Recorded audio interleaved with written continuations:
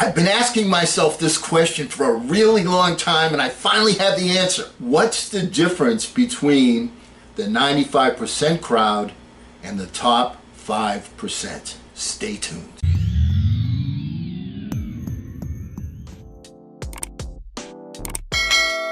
Hello again, everyone. I'm Eli's dad with Project Eli, where we educate, we lead, and we inspire. And before we begin our conversation about the difference between the 95% crowd and the top 5%, I want to encourage people, like other places are, other companies and states and so on, to make sure that you get yourself vaccinated. So, towards that end, I have something for you. Are you ready to say yes to ambition, yes to singleness of purpose, yes to persistence, and yes to achievement? Do you know there's nothing that says that better than the gift that we're going to give to those people that can show that they have been vaccinated beginning July 15th onward to July 4th. It's still in production, but it's an exciting thing that you can put on your fireplace. Are you ready? Here it is. It's the Eli's Dad bobblehead doll. Does it say yes to all those things? Yes, it does. Hey, I wouldn't even put that on my own fireplace. And if you do win, all you have to pay for is postage and handling will come to $2,000. So if you have $2,000 and you want an Eli's bobblehead doll, Eli's Dad bobblehead doll, make sure you get yourself vaccinated. But seriously, please, for all of us, for the world, let's all get vaccinated so that we can stop the mutations and take care of this virus once and for all. All right, let's get back to our question. Our question of the day is, of the lifetime is, what's the difference between the 95% crowd and the top 5%? Are you ready? It's mindset.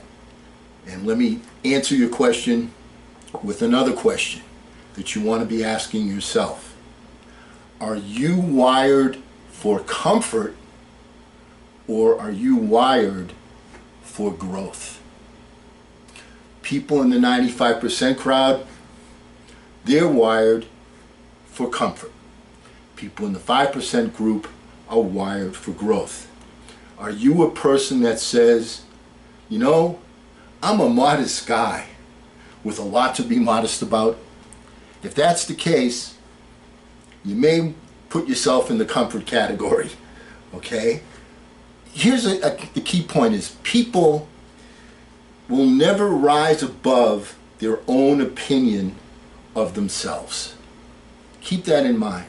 And Eli, I want to illustrate this to you because you've already learned this lesson somewhat, but I'm not sure that it's stuck in there permanently.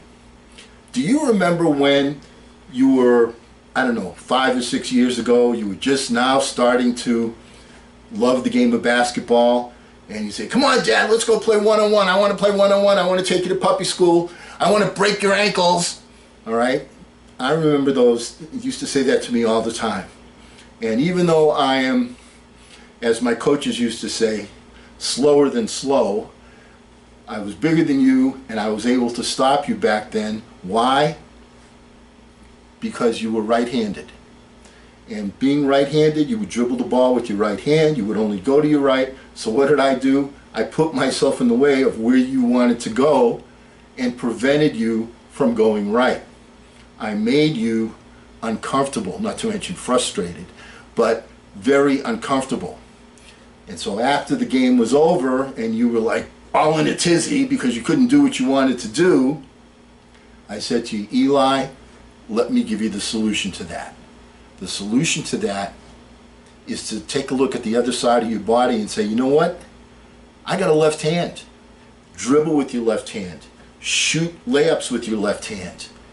These are things that if you want to become a better basketball player, if you want to grow as a basketball player, you must be able to perform those functions with your left hand.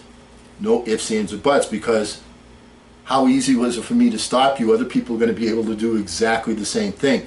If you want to be a better basketball player, if you want to grow, then you have to do the things that you don't want to do. You didn't want to do that. It's not comfortable. What makes you comfortable can ruin you. It's only in a state of discomfort that we grow.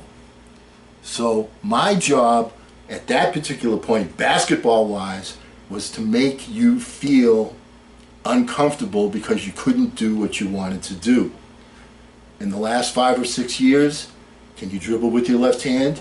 Can you shoot with your left hand? Are you improving all the time?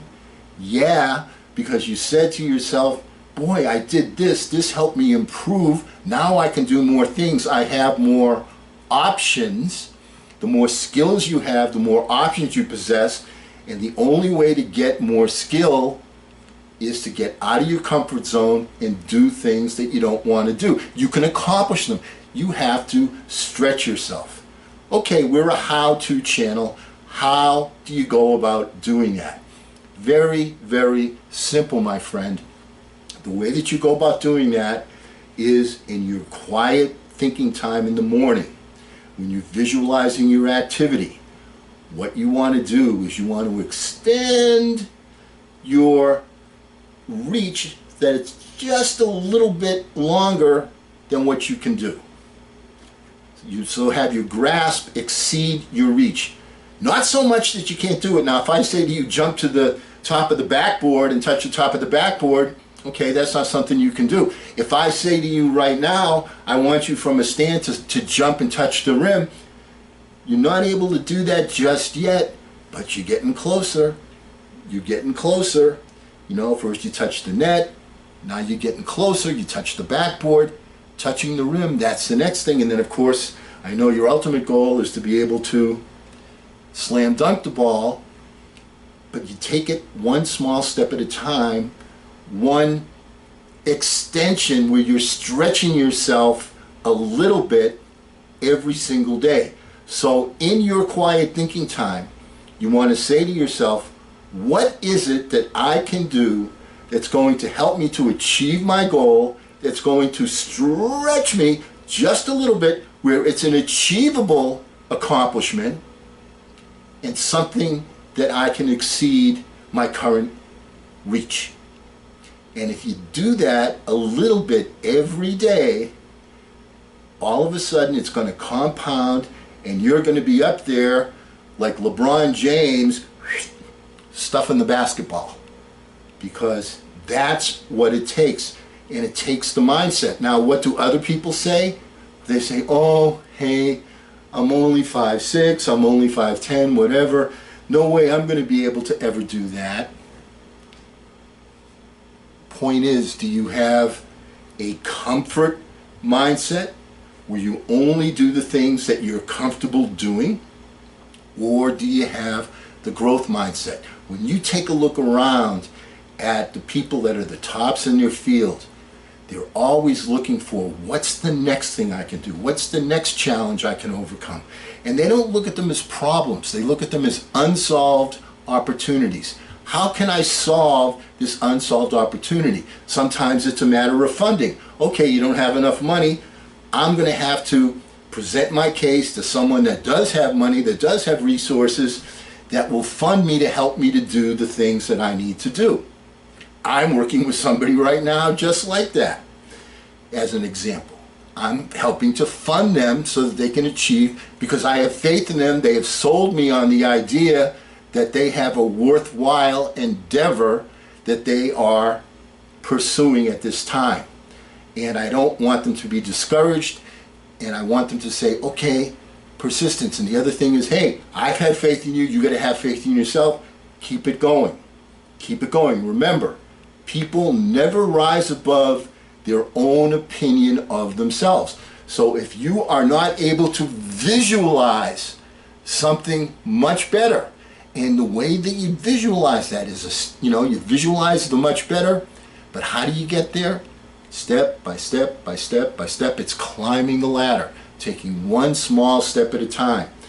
Dribbling the ball with your left hand by yourself. dribbling the ball with your left hand while you're running, dribbling the ball. You follow what I'm saying? You've taken the little steps, just as you did in basketball. The same rules apply to life, but you first have to have the vision, and you have to have the burning desire. You had that burning desire to be an ultimate basketball player, and you learned that you must be able to do things with both hands. That's the way the game is played, because it's too easy to stop you if you can only do one thing. You have to have different options. You have to make it where your skill level is able to exceed the challenges that you're facing. Step by step, inch by inch, kind of like the Three Stooges always say, right? Step by step, inch by inch.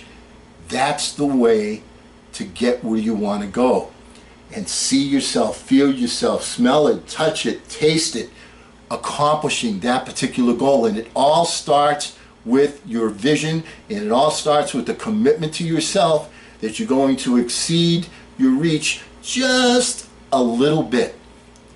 That's how people make progress, and progress is the elixir, and that's what gives you the growth mindset. If you don't take the time to visualize something better, you're never going to reach it, because you're going to be very comfortable, and you'll be a modest person with a lot to be modest about.